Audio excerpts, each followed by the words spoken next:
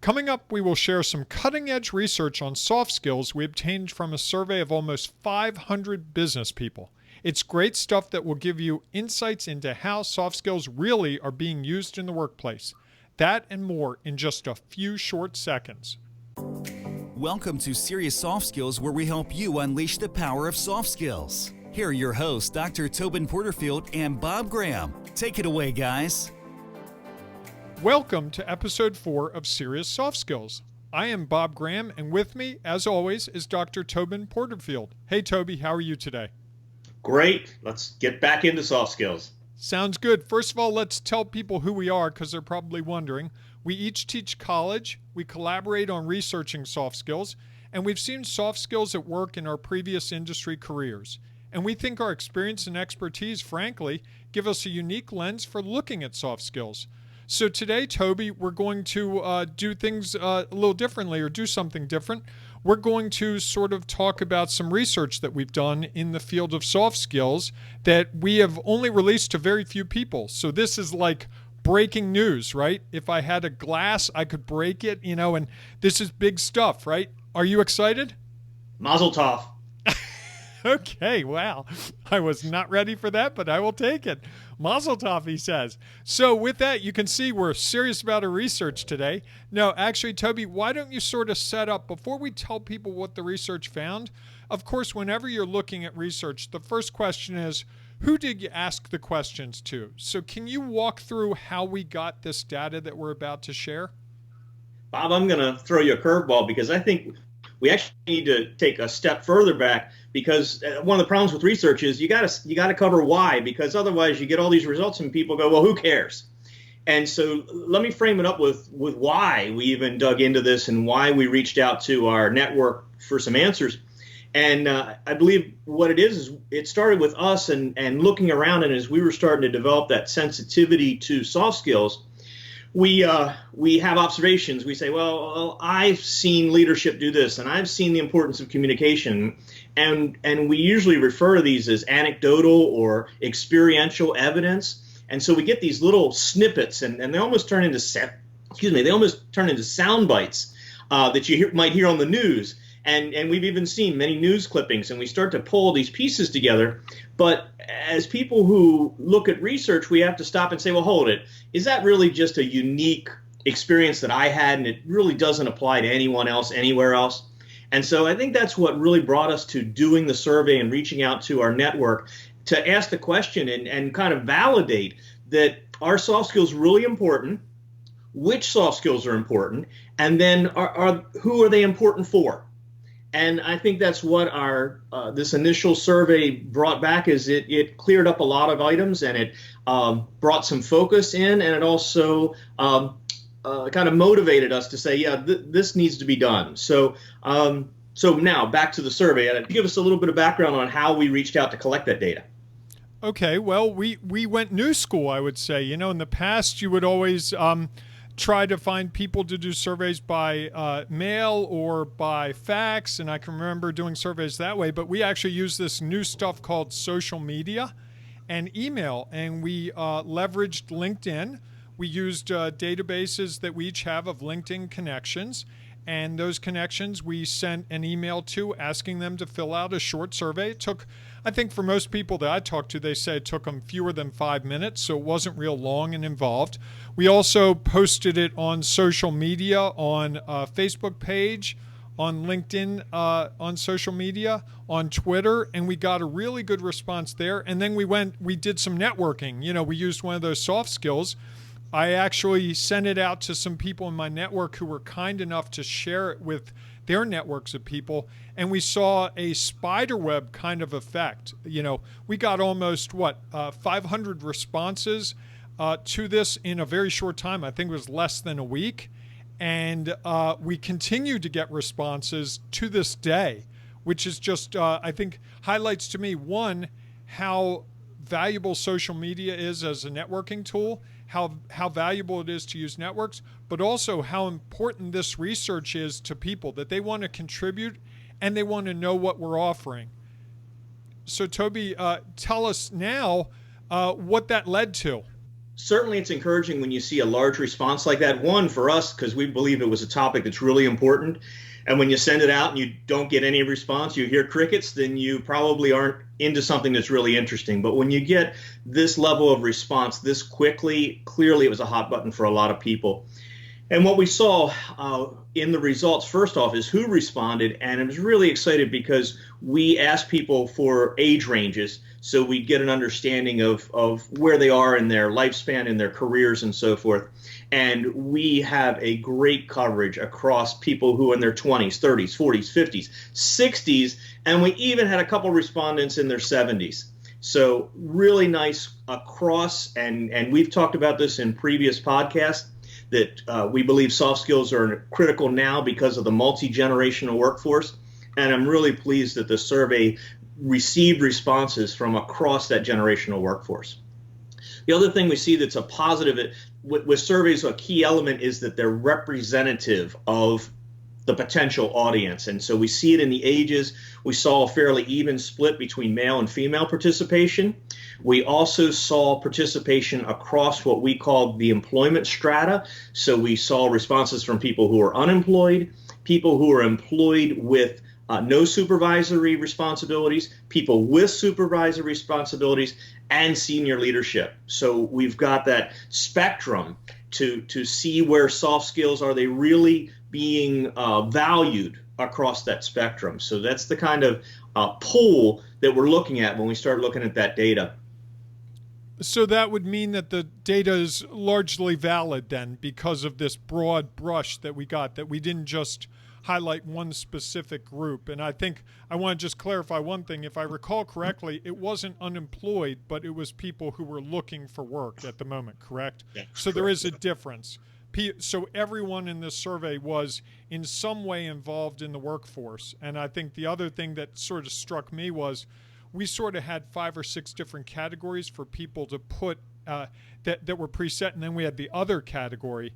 And the other group was really large with people who describe themselves as entrepreneurs, as self-employed, as brokers. It was really an eye-opener to me because all these people took the time. And I think that really, for both of us, it was sort of a moment of discovery in that, wow, this really is legitimately making a difference. So with that as the backdrop, Toby, why don't you tell us what some of those results actually were?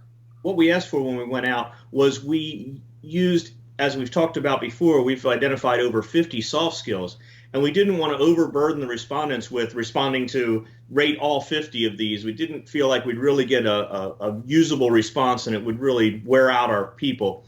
So we chose a few representative soft skills from each of our groupings, some that are kind of more internal and personal type items, some where you use when you're dealing one-on-one with people, some when you deal with groups, and then some that are really more addressing the greater organizational enterprise type issues.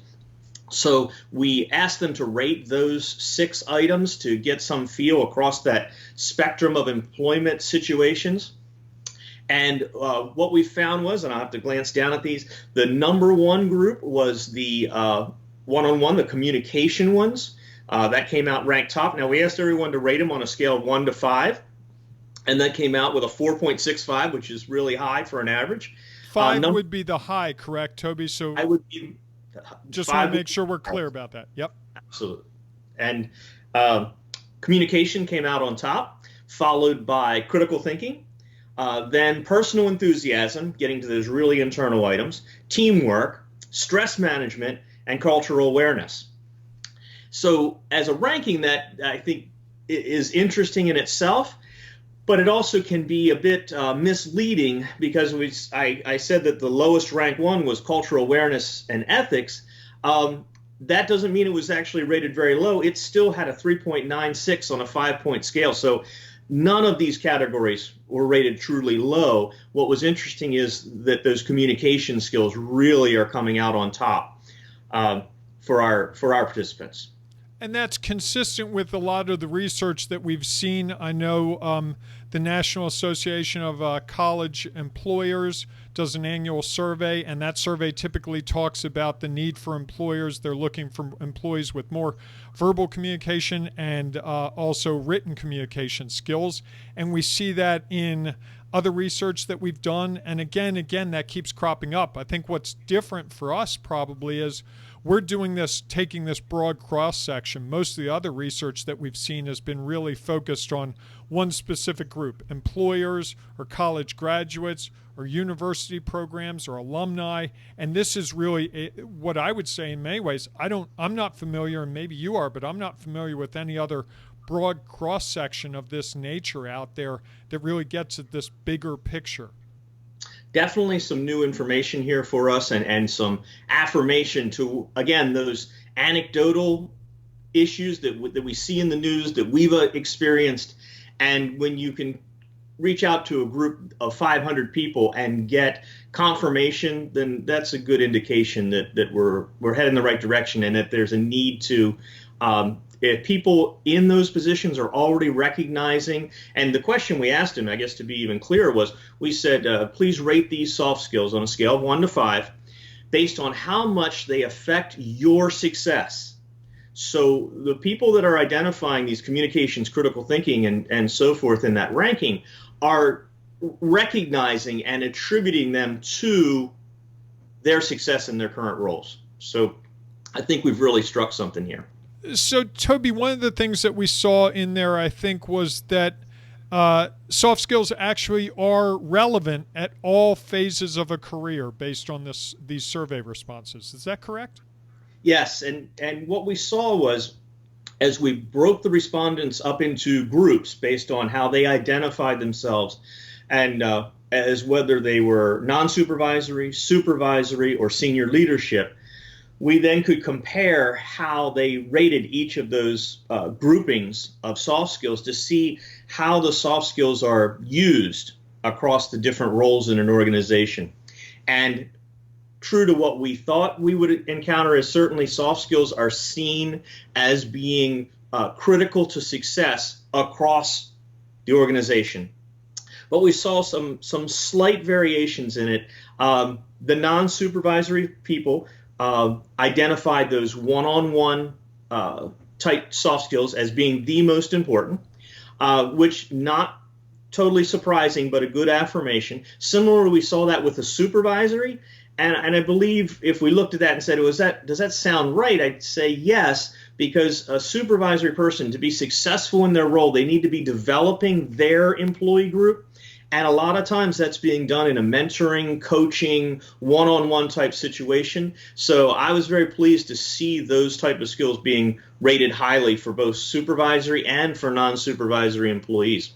It's also the kind of work they're doing, right, Toby? In that capacity, often at those, I don't want to say lower level of organizations, but at that more tactical level, you're really trying to make things happen that require specific tasks, right? It's not so much the vision aspects of the job, but the getting it done part. So that would suggest that you would have more discussions one-on-one to how do we achieve this result, if it's getting more widgets out of the warehouse on a Friday afternoon, or staffing over the weekend because Trudy's going away, or something like that. Is that sort of consistent with what you think we found? Yes, and true to that, as we moved to that senior leadership group and looked at what they ranked highest, we did see that they reached more toward those enterprise skills, as we call them, that change management, critical thinking, those type of skills where they have much more influence on the organization as a whole. So seeing that kind of dichotomy between the valuing the one-on-one type connections, and then valuing the almost call them higher level type soft skills. Really good to see that slight differences across the different strata of employment. Another interesting one we had not expected to tease out, but as you mentioned, we had many people reply other to when they specified their role in the organization, and they identified themselves as being self-employed, entrepreneurs, brokers, clearly people who either are running their own business or are independent contractors, and they also had similar valuations of soft skills. And we saw, again, those one-on-one skills came out on top, and then followed closely by the enterprise. So they jumped right from the one-on-one interaction to change management, critical thinking, shaping the organization, which, again, it wasn't what we were necessarily expecting, but now that you look at it, it's like, yeah, that wouldn't be surprising for a person who has a very strong independent role or is the champion, the leader of a company as the entrepreneur. Toby, I guess we've given a lot of bullet points, big picture, small picture. Can you sort of summarize this so that we have a couple of takeaways? Sure. I guess number one would be that we validated people value the role of soft skills in the organization and in their personal success. That interest in soft skills spans ages, genders, roles across the organization. That the communication-oriented and the critical thinking skills are perceived as the most important soft skills across that bandwidth. And as an employee's level within the organization influences the emphasis they place on different sets of soft skills. So the soft skill set may change over the span of a career. Okay, well, that's a great summary. Thank you. If you'd like a copy of the white paper we put together with even more details on these results, you can go to our website at SeriousSoftSkills.com. That's SeriousSoftSkills.com. And if you'd like to comment about what we've been talking about or send suggestions, you can always go to podcast@SeriousSoftSkills.com with your email. That's podcast@SeriousSoftSkills.com. Or you can go to Twitter and you can go to RealSoftSkills.com and tweet us there, and we will take every response. If you have questions or comments, we would love to get them into future shows. We're looking forward to the dialogue. So that's it for this week, but let me tease before we go, Toby, what we're going to do next week. We've been talking big picture and conceptual, and we sort of touched on a little bit of individual soft skills, but next week we're going to take a deep dive into individual soft skills, which is sort of at the starting point of a person's journey in most cases. So that will be next week on SeriousSoftSkills.com. Thank you, everyone, for listening. Appreciate it. Have a good day. And of course, my favorite thing to say, Toby, and yours too, good soft skills. Good soft skill. You've been listening to Serious Soft Skills with your hosts, Dr. Tobin Porterfield and Bob Graham. If you like what you hear, then take a moment to review us on iTunes. Looking for more insights on soft skills? Then check out our website, SeriousSoftSkills.com, for blog posts, newsletters, and other resources. And look for a new episode of Serious Soft Skills every Wednesday.